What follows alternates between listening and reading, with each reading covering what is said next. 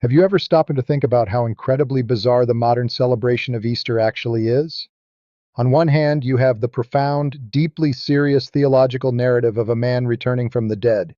And on the other hand, you have a giant anthropomorphic rabbit hiding neon-colored chocolate eggs in the bushes. It is an absolute masterpiece of cultural whiplash. It really is the ultimate historical mashup. If you tried to pitch that concept to a movie studio today, they would laugh you out of the room. But that bizarre juxtaposition is exactly what makes it so fascinating.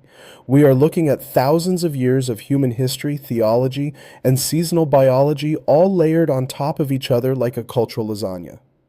But beneath the sugar rush and the pastel colors, there is a very specific, very universal human craving driving the whole thing. Which is the craving for a reset, right? The idea of renewal. Because whether you are looking at it through the lens of ancient pagan spring festivals or Christian theology, the core message seems to be exactly the same. Death is not the end of the story.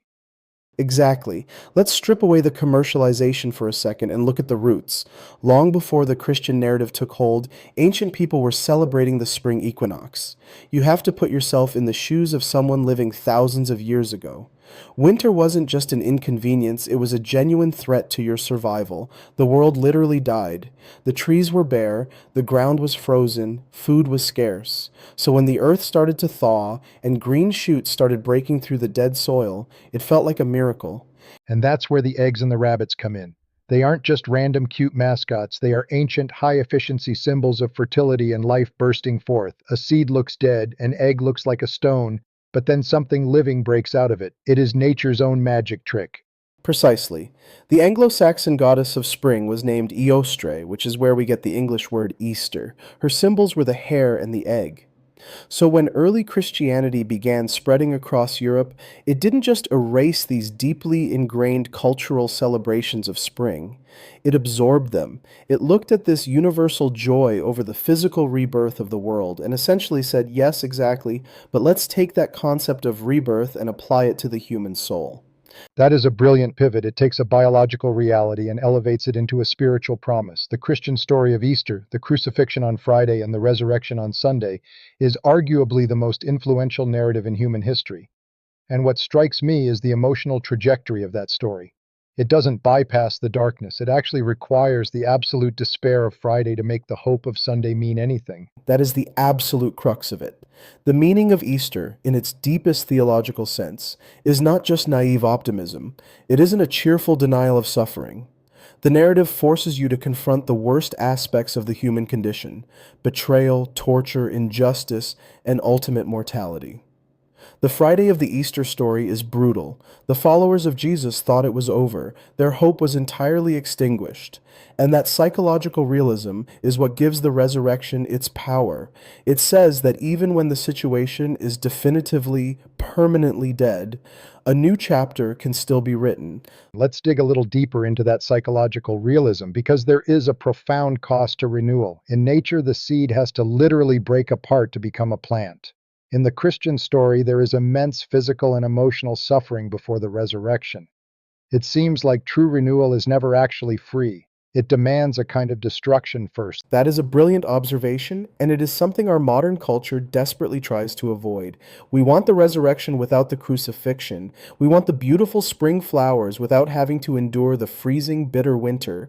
But structurally, philosophically, you cannot have one without the other. Transformation requires the end of what used to be. You have to let go of old identities, old grievances, old ways of living, and that process is incredibly painful. The meaning of Easter is deeply tied to sacrifice. The chocolate eggs are sweet, but the process of getting to the Sunday morning of our lives is usually paved with a lot of tears and letting go. That completely changes the texture of the holiday. It's not just a celebration of life, it's a celebration of life that has survived a tremendous ordeal.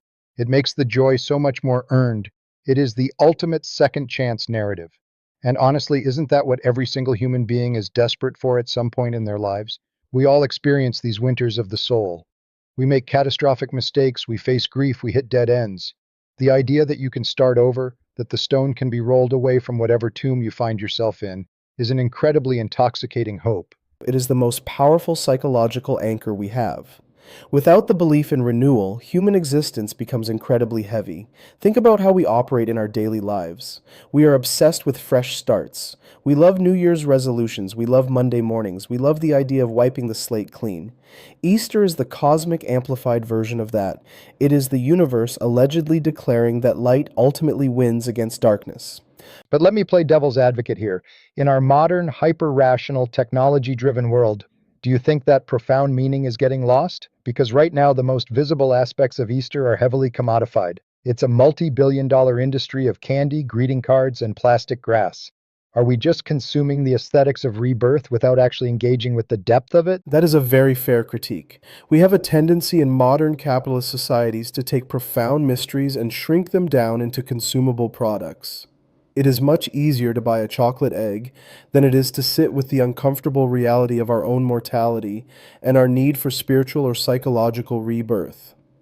We domesticate the holiday. We turn a story about conquering death into a family friendly petting zoo. Domesticating the holiday. I love that phrasing. We take the teeth out of it so it fits nicely on a supermarket shelf. But at the same time, maybe even that diluted, commodified version serves a purpose. Even if someone is completely secular, entirely divorced from the religious or ancient pagan meanings, stepping outside on an Easter Sunday, seeing the spring flowers, and eating a piece of chocolate with family still provides a localized microdose of that renewal. I completely agree. You cannot entirely sanitize the power of spring. Even in the most cynical urbanized environments, people still feel a subconscious lift when the seasons change. The days get longer, the air gets warmer. We are biological creatures, and we are hardwired to respond to that shift. So even if the meaning of Easter has been buried under layers of cellophane and marketing, the core pulse of it, the celebration of life persisting, is still beating right there beneath the surface. It makes me wonder about the future of these kinds of global narratives. As society becomes more secular and as technology gives us the illusion that we can control our own environments, we have artificial light, we have climate control, we can ignore the seasons if we want to. Do you think our need for a dedicated festival of renewal will fade? Or will we just reinvent it again the same way the early Christians reinvented the pagan spring festivals? I think we will always reinvent it because the need for it is a fundamental flaw, or perhaps a fundamental feature, of the human operating system. We break down, we get exhausted, we lose hope. Technology can keep us warm in the winter, but it cannot fix a broken spirit. It cannot offer redemption or a clean slate for our past mistakes. As long as human beings experience grief, failure, and the fear of the unknown, we are going to need a collective narrative that tells us the sun will rise again. We will always need a story that promises the winter is not permanent. So, whether you are walking into a church to celebrate the resurrection of Christ, or you are watching your kids hunt for brightly colored eggs in the backyard, or you are just taking a walk and noticing the first green buds on the trees, you are essentially participating in the exact same ancient tradition. You are acknowledging that life is incredibly resilient. Yes, you are participating in the grand defiance of death and despair. That is the true meaning of Easter. It is a rebellion against the idea that the end is truly the end. It is a bold, joyful assertion that no matter how dark the Friday was, Sunday is coming. That is a beautifully profound way to look at it. A rebellion against the end. It completely reframes the entire season. It takes it from a passive holiday on the calendar and turns it into an active, almost defiant choice to choose hope. And it is a choice we have to make continually. The beauty of the cyclical nature of the year is that it reminds us of this truth annually. We forget it. We get bogged down in the mundane realities of life, the bills, the stress, the endless news cycles of doom and gloom. Easter arrives as an interruption.